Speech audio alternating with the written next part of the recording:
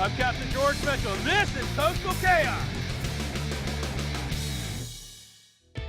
Man, oh man, is that a pretty sight. Hi folks, I'm Captain George Mitchell, and boy do I love a great live well full of bait. You know folks, there's a little bit of an art to catching bait, and there's a little bit of tackle involved. As you can see, I got a whole bunch of different Sabikis as well as DeHookers, but really only 3 different rod setups. I'm gonna share some tips with you. First, let's start with the tackle. I like to use a 12 to 15 pound 6-foot or longer spinning rod when targeting smaller baits like herring, pilchards, and sardines. This is gonna be best with a 4 or 6 Sabiki.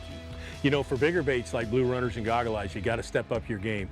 For those, I've got a 5500 loaded with 30-pound camo braid, and I'm using a slightly bigger Sabiki. Bait fish are best if they're caught quickly and de-hooked without being touched and kept in a free-flowing bait well. It's best to use a de-hooker when releasing the baits to the live well, but the right de-hooker makes a big difference. Smaller wire de-hookers work best on the number 2 to number 6 Sabikis, while a medium wire is fine for the size 6 to 10 Sabikis. But bigger rigs like this double runner or mackerel rig require a much stouter de-hooker.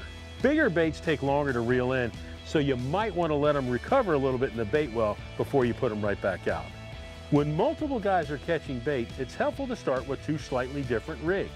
Start with what you think will work, but don't be shy about experimenting. Remember folks, details matter. Lively, fresh baits are the way to go. Coastal Chaos, tips for serious saltwater anglers.